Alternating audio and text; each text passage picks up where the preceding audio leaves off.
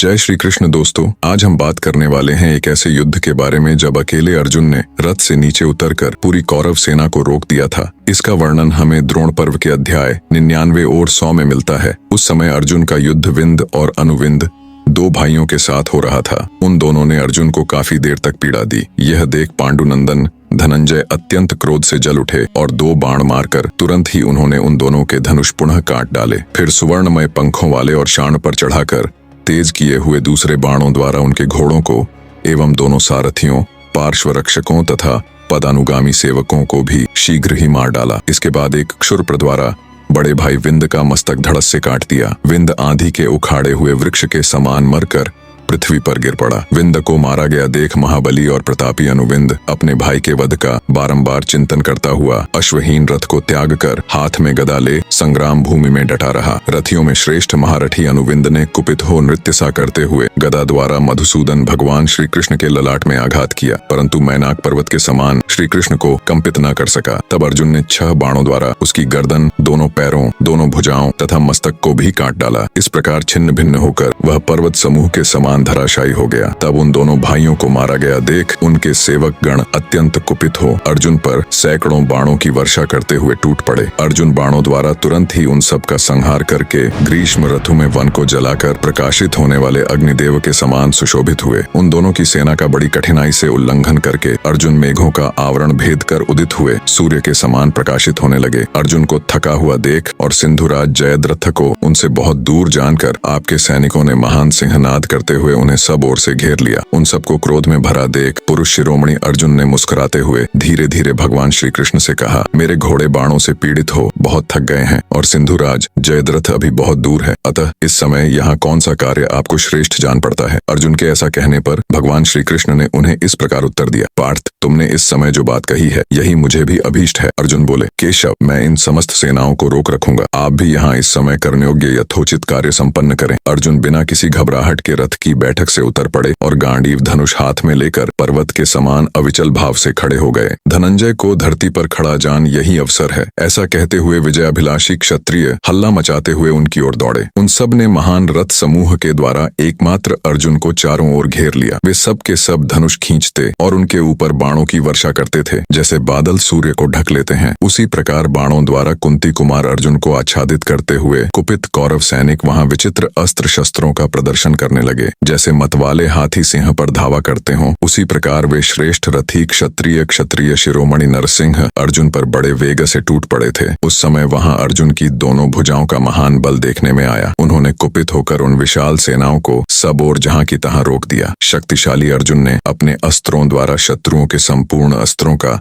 सब ओर से निवारण करके अपने बहुसंख्यक बाणों द्वारा तुरंत उन सबको ही आच्छादित कर दिया। वहां अंतरिक्ष में ठसाठस भरे हुए बाणों की रगड़ से भारी लपटों से युक्त आग प्रकट हो गई। जहां तहां हांफते और खून से लथपथ हुए महाधनुर्धर योद्धाओं अर्जुन के शत्रुनाशक बाणों द्वारा विदीर्ण हो चीत्कार करते हुए हाथियों और घोड़ों तथा युद्ध में विजय की अभिलाषा लिए रोषावेश में भरकर एक जगह कुपित खड़े हुए बहुतेरे वीर शत्रुओं के जमघट से उस स्थान पर गर्मी सी होने लगी। उस समय अर्जुन ने उस असंख्य अपार दुर्लंघ एवं अक्षोभ्य रण समुद्र को सीमावर्ती तट प्रांत के समान होकर अपने बाणों द्वारा रोक दिया। उस रण सागर में बाणों की तरंगें उठ रही थीं। फहराते हुए ध्वज भौरों के समान जान पड़ते थे। हाथी ग्राह थे। पैदल सैनिक मत्स्य और कीचड़ के समान प्रतीत होते थे। शंखों और दुंदुभियों की ध्वनि ही उस रण सिंधु की गंभीर गर्जना थी। रथ ऊंची ऊंची लहरों के समान जान पड़ते थे। योद्धाओं की पगड़ी और टोप कछुओं के समान थे। छत्र और पताकाएं फैनराशि सी प्रतीत होती थीं तथा मतवाले हाथियों की लाशें ऊंचे ऊंचे शिलाखंडों के समान उस सैन्य सागर को व्याप्त किए हुए थीं। उस समय पार्थ ने पृथ्वी पर खड़े होकर रथ पर बैठे हुए समस्त भूपालों को सहसा उसी प्रकार रोक दिया जैसे कोई विद्वान वेद विरुद्ध वाक्य को रोक देता है। अर्जुन ने अकेले ही पृथ्वी पर खड़े रहकर भी रथ पर बैठे हुए समस्त पृथ्वीपतियों को उसी प्रकार रोक दिया जैसे लोभ संपूर्ण गुणों का निवारण कर देता है। महाबाहु भगवान श्री कृष्ण ने युद्ध स्थल में अपने प्रिय सखा पुरुष प्रवर अर्जुन से यह बात कही, अर्जुन, यहाँ घोड़ों के पीने के लिए पर्याप्त जल नहीं है। ये पीने योग्य जल चाहते हैं, इन्हें स्नान की इच्छा नहीं है। यह रहा इनके पीने के लिए जल। ऐसा कहकर अर्जुन ने बिना किसी घबराहट के अस्त्र द्वारा पृथ्वी पर आघात करके घोड़ों के पीने योग्य जल से भरा हुआ सुंदर सरोवर उत्पन्न कर दिया। उसमें हंस और कारंडव आदि जल पक्षी भरे हुए थे। चक्रवाक उसकी शोभा बढ़ा रहे थे। स्वच्छ जल से युक्त उस विशाल सरोवर में सुंदर कमल खिले हुए थे। तत्काल प्रकट किए हुए ऐसी योग्यता वाले उस सरोवर का दर्शन करने के लिए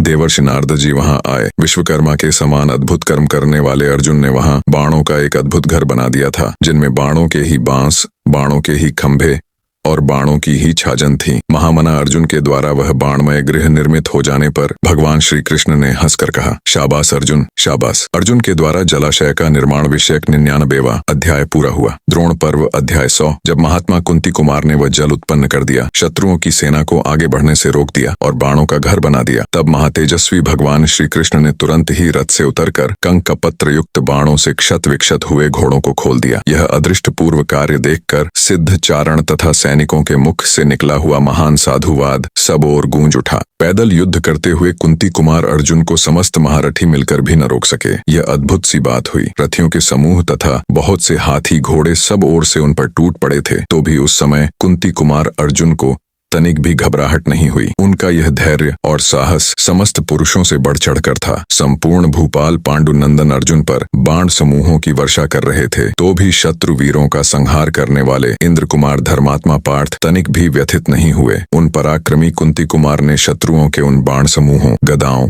और प्रासों को अपने पास आने पर उसी प्रकार ग्रस लिया जैसे समुद्र सरिताओं को अपने में मिला लेता है। अर्जुन ने अस्त्रों के महान वेग और बाहुबल से समस्त राजाधिराजों के उत्तमोत्तम बाणों को नष्ट कर दिया। अर्जुन और भगवान श्री कृष्ण दोनों के उस अत्यंत अद्भुत पराक्रम की समस्त कौरवों ने भूरी भूरी प्रशंसा की। संसार में इससे बढ़कर और कोई अत्यंत अद्भुत घटना क्या होगी अथवा हुई होगी कि अर्जुन और श्री कृष्ण ने उस भयंकर संग्राम में भी घोड़ों को रथ से खोल दिया। उन दोनों नरश्रेष्ठ वीरों ने हम लोगों में महान भय उत्पन्न कर दिया और युद्ध के मुहाने पर निर्भय और निश्चिंत होकर अपने भयानक तेज का प्रदर्शन किया। आज की वीडियो में इतना ही। मिलेंगे फिर किसी अन्य वीडियो में। जय श्री कृष्ण।